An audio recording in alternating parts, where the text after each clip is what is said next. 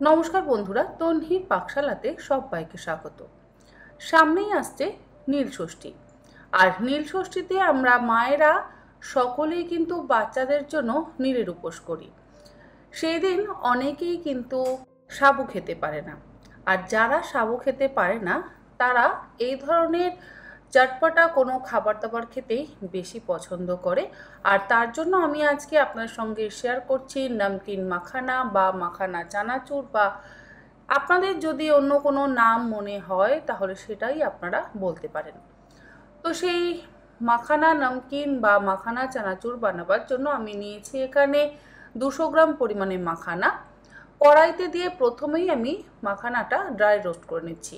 গ্যাসের ফ্লেমটাকে মিডিয়ামে রেখে মিনিট 5 সময় ধরে ক্রমাগত নাড়াচাড়া করে আমি এই মাখানাগুলোকে ড্রাই রোস্ট করে নিয়ে একটা আলাদা পাত্রের মধ্যে তুলে রেখে দেব।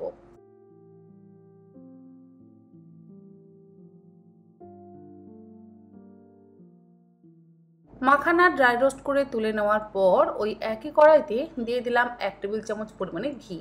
চাইলে আপনারা ঘিয়ের পরিমাণটা আরেকটু বাড়াতেই পারেন, মানে 2 টেবিল চামচ বা 3 টেবিল চামচ করতেই পারেন, তবে তার বেশি ঘি একেবারে ব্যবহার করবেন না। ঘিটা ভালো করে গরম হয়ে যাওয়ার পর আমি কড়াইয়ের গায়ে মাখিয়ে নিলাম। এরপরে গ্যাসের ফ্লেমটাকে লোতে করে দিয়ে এর মধ্যে দিয়ে দিলাম 20টা আমন্ড বাদাম, 20টা দিয়ে দিলাম কাজু বাদাম। লো ফ্লেমে আমন্ড বাদাম আর কাজু বাদামটাকে মিনিট 3-4 ভেজে নিচ্ছি।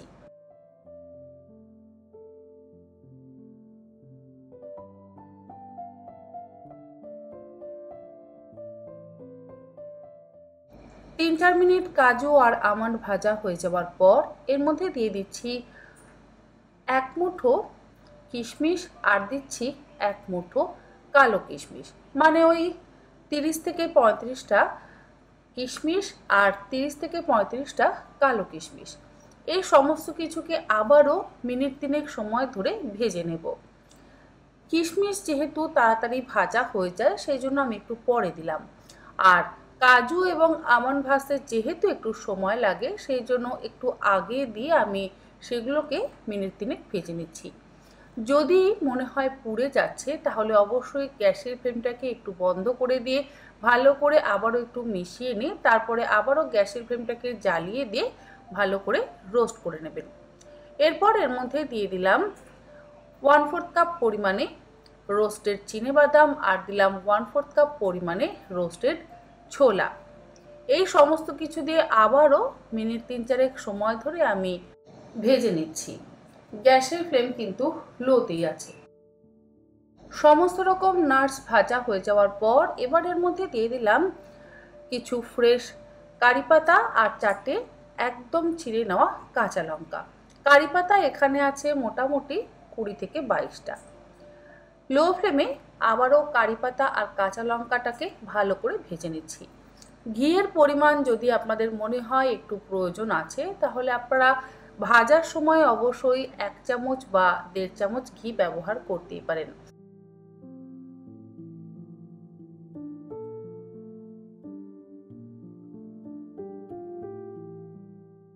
সমস্ত কিছু ভালো করে ভাজা হয়ে যাওয়ার পর এবারে এর মধ্যে আমি দিয়ে দেব আগে থেকে ড্রাই রোস্ট করে রাখা মাখানাগুলো।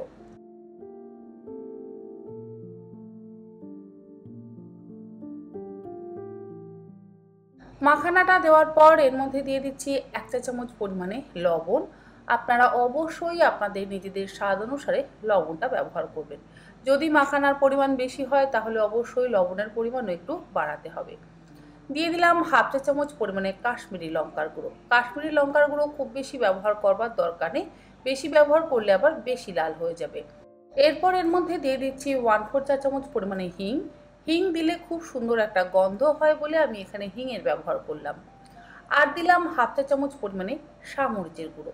সামরিচ যদি না থাকে তাহলে আপনারা গোলমরিচের গুঁড়োরও ব্যবহার করতে পারেন।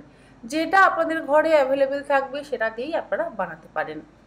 1 চা চামচ পরিমাণে দিয়ে দিলাম গুঁড়ো চিনি। এটা সম্পূর্ণ অপশনাল। যারা গুঁড়ো চিনি খেতে চান বা যারা একটু মিষ্টি মিষ্টি খেতে পছন্দ করবেন বা করতে চান তারা অবশ্যই একটু গুঁড়ো চিনির ব্যবহার করতে পারেন। আর যদি আপনারা চিনির ব্যবহার করতে না চান তাহলে চিনিটাকে অবশ্যই বাদ দিতে পারেন। এবারে সমস্ত কিছু একসাথে ভালো করে মিশিয়ে নেব। গ্যাসের ফ্লেম লোতে রাখা আছে। আমি খুব অল্প পরিমাণে ঘি দিয়ে এই মাখানা নমকিনটা বানালাম।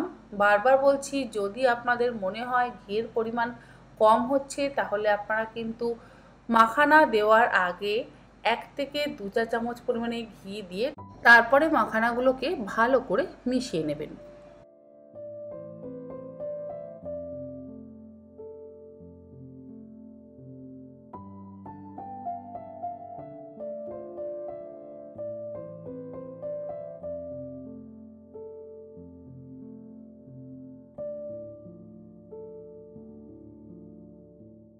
আমাদের মুচমুচে চটপটা এবং স্বাস্থ্যকর মাখানা নমকিন বা মাখানা চানাচুর একদম তৈরি। এবার এটাকে আলাদা একটা বাটির মধ্যে ঢেলে ঠান্ডা করে নেব। ঠান্ডা হয়ে যাওয়ার পর অবশ্যই কোনো এয়ারটাইট কন্টেনারের মধ্যে করে ভরে আপনারা স্টোর করে রাখতে পারেন। নীলষষ্ঠীর আগের দিন বানিয়ে আপনারা নীলষষ্ঠীর দিন অবশ্যই খেতে পারেন।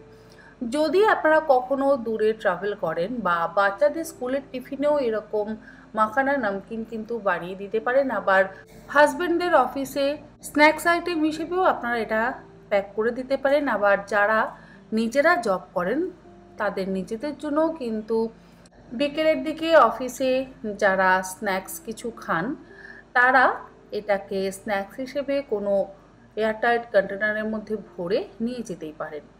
আজ তাহলে এই পর্যন্ত। আবার হাজির হয়ে যাব এ ধরনের কোনো নতুন রেসিপি নিয়ে। ভালো থাকবেন, সুস্থ থাকবেন। ধন্যবাদ।